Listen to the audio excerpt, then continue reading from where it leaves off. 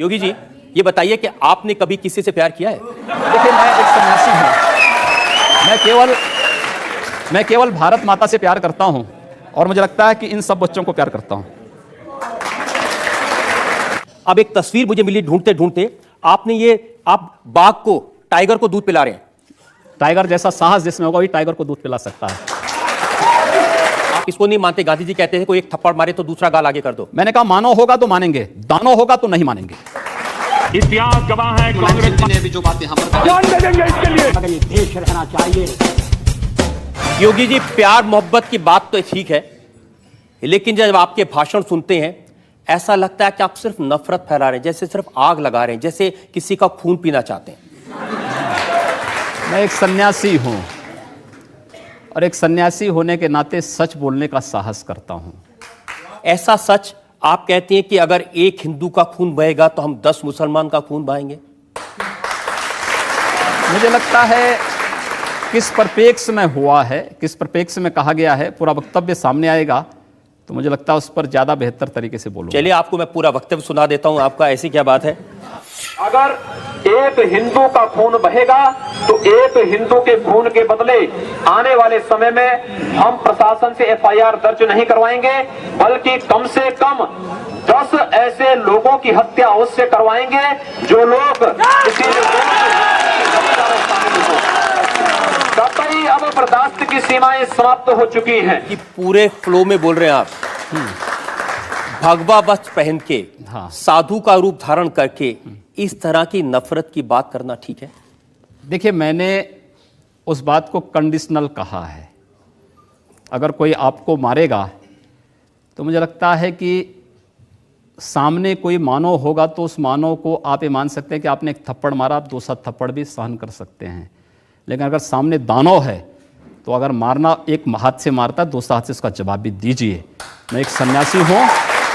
अगर हमें शास्त्र का प्रशिक्षण दिया गया तो शास्त्र के साथ साथ शस्त्र का भी। अगर हमारे हाथ में एक हाथ में माला है तो दूसरे हाथ में हम भाला लेकर के भी चलते हैं, जिससे समाज को शिष्ट भी किया जा सके और दुष्टों को उनके कृत्यों की सजा भी दी जा सके। एक सन्यासी का सही कर्तव्य होता है।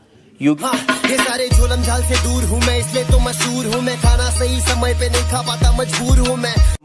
मोदी जी कहते हैं सबका विकास सबका साथ। सबका साथ सबका विकास की आप कहते हैं एक मारोगे मैं 10 मारूंगा।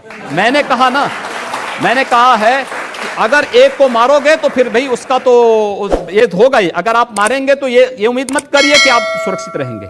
आप इसलिए किसी को मारिए मत, शांति से विकास पर ध्यान दीजिए। आपकी सरकार है, सरकार को कानून का काम करने दीजिए। अब तो कम से कम ऐसी बातें हम कानून की बात कर रहे हैं ना। हमारी जो भी बातें कंडीशनल हैं। अगर आप शांति से रहेंगे तो हम भी शांति से रहेंगे। आप विकास पर ध्यान देंगे तो हम तो विकास में आपको और सपोर्ट करने वाले हैं। हमारे यहाँ भारत के अंदर मैं तो आप चाहता हूं सिर्फ आप जनता से आज इतना वादा कर दें कि अब इस तरह के भड़काने वाले बयान नहीं देंगे, आप आग लगाने का काम नहीं करेंगे और वाकई में सबको साथ लेके चलेंगे। जो अगर बशर्ते अगला पक्ष शांति से रहेगा तो मुझे प्रसन्नता होगी उसके विकास करने में योगदान देने में। और अगर अगला पक्ष शांति से नहीं रहेगा तो क्या करेंगे? अगर शांति से नहीं रहेगा तो उसको शांति से रहना सिखाएंगे।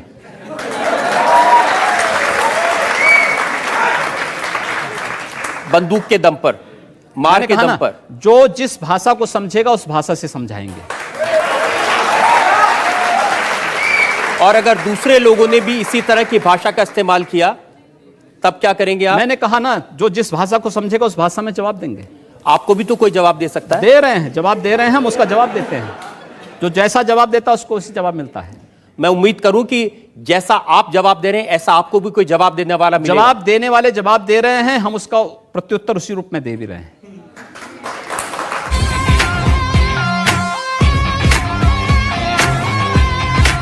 योगी जी, आप भारत की पार्लियामेंट के सदस्य हैं, आप उस सर्वोच्च व्यवस्था में हैं जो कानून बनाती है।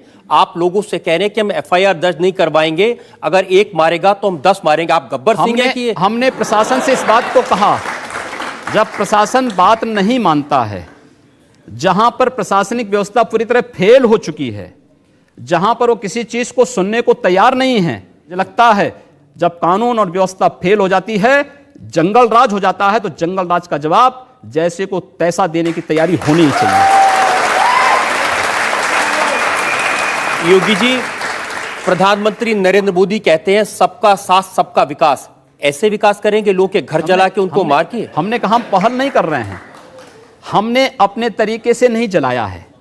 हम कह रहे हैं कोई हमारा जलाएगा तो ये निश्चिंत होकर के नहीं बैठे। आप लोगों को भड़का रहे हैं, उनको हिंसा करने के लिए उकसा रहे हैं, ये कानूनन अपराध है। मैंने ये कहा कि अगर कोई हमारा जलाएगा तो वो सुरक्षित नहीं बैठेगा।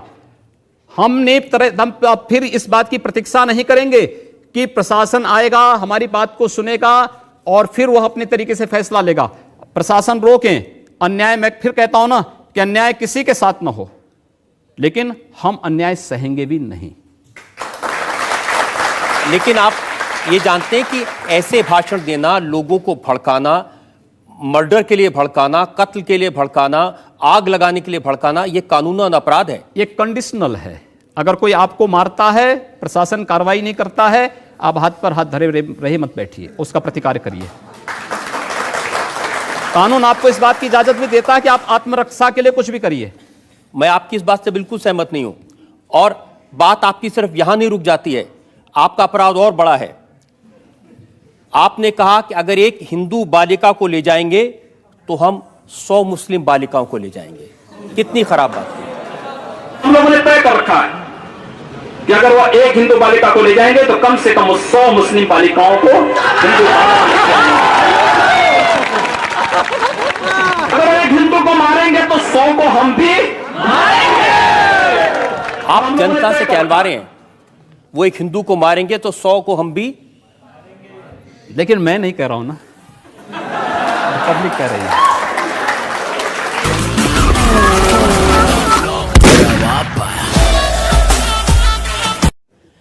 हिंदू मुसलमान, नफरत, मार काट, ये क्या शोभा देता है मंदिर के महंत को, भगवा पहने साधु को? हम कहां मार काट करवा रहे हैं। हम तो शांति से रहना चाहते हैं, बहुत शांति से रहना चाहते हैं।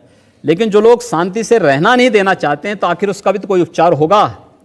उपचार जब शासन तंत्र के साथ नहीं होता तो समाज को वह उपचार स्वयं अपने हाथों में लेना पड़ता है, और मुझे लगता है समय आ गया है जब उपचार लेना पड़ेगा। आप तो खुलेआम कन्वर्जन की बात कर रहे हैं। ये कन्वर्जन नहीं, ये प्रावर्तन है। कन्वर्जन वह है, एक हिंदू का इस्लाम या ईसाइयत में जाना कन्वर्जन है। लेकिन अगर एक ईसाई और एक मुसलमान वापस हिंदू में आता है तो उसका प्रावर्तन है, घर वापसी है। मुझे लगता है यह उसकी घर वापसी का हमें समर्थन करना चाहिए, क्योंकि उसको उसकी राष्ट्रीय पहचान मिल रही है। दंगा शुरू करने वाला ना हिंदू होता है ना मुसलमान होता है। कैसी बात कर रहे हैं आप? मैं सच्ची बात कर रहा हूं। आज लोग कह देंगे आईएसआईएस के साथ लड़ने वाले लोग न हिंदू है न मुसलमान है, फिर उनके लिए फतिया क्यों पढ़ा जा रहा है? आप कहते हैं कि आतंकवाद की कोई जाति नहीं होती, और राम जन्मभूमि पर हमला करने वाले आतंकवादी जब वहां सुरक्षा बलों के हाथों मारे जाते हैं तो उनके लिए फतिया पढ़ा जाता है। क्यों नहीं उनको अमेरिका की जैसे ओसामा बिन लादेन को अमेरिका ने समुद्र में डाल दिया, पता ही नहीं लगा कहां चला गया, वैसे क्यों नहीं उनके साथ व्यवहार करते हैं? फिर जब उसकी कोई जाति नहीं, उसका कोई मजहब, कोई धर्म नहीं, उसके साथ इसी प्रकार का व्यवहार करिए आप। क्यों उसको फिर जाति के दायरे में, किसी मजहब के दायरे में उसको कैद कर देना? ये तो आप कर रहे हैं कैद, मैं नहीं कर रहा हूं। ये वे लोग कर रहे हैं जो उनको उस प्रकार का वो देने के लिए उतावले दिखाई देते हैं। और इसलिए मैं कह रहा हूं, अगर जाति नहीं, मजहब नहीं, समाप्त करिए। आतंकवाद की कोई जाति नहीं, कोई मजहब नहीं, आप उसके साथ उसी प्रकार का व्यवहार करिए। आप आतंकवादी है, मिट्टी तेल छिड़क करके आग लगा दीजिए, फेंक दीजिए उसको, जिससे पता ही ना लगे। क्या मतलब है? फिर ये चीजें अपने आप समाप्त हो जाएंगे।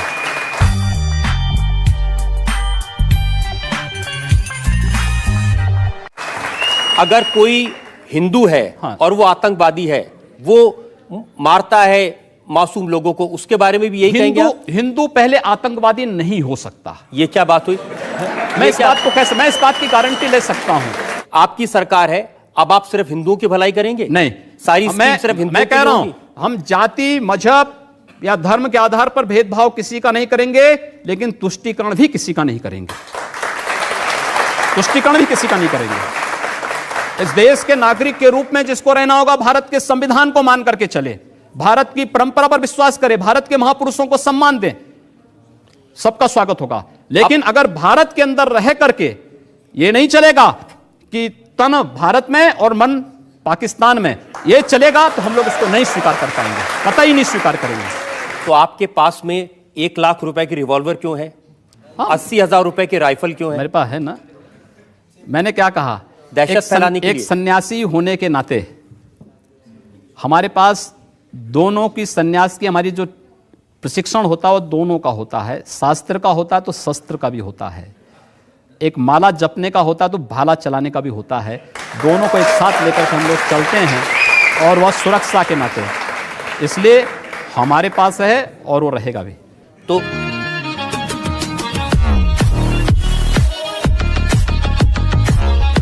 मुझे पता चला कि गोरखपुर में जो मियाँ बाजार है उसका नाम आप बदल के माया बाजार कर माया रहे हैं। बाजार है, उसका नाम माया बाजार ही है। मियाँ बाजार बाद में हुआ है, पहले माया बाजार ही था। अलीनगर का नाम आर्यनगर है जी, और उर्दू हुमायूं बाजार का नाम नहीं, उर्दू बाजार का नाम हिंदी बाजार है। हुमायूंपुर का नाम हनुमानपुर है। ये सब नाम बदल दिए गए हैं। आखिर हुमायूं से इस देश का संबंध क्या? इस देश का संबंध हनुमान जी से है, हुमायूं से नहीं।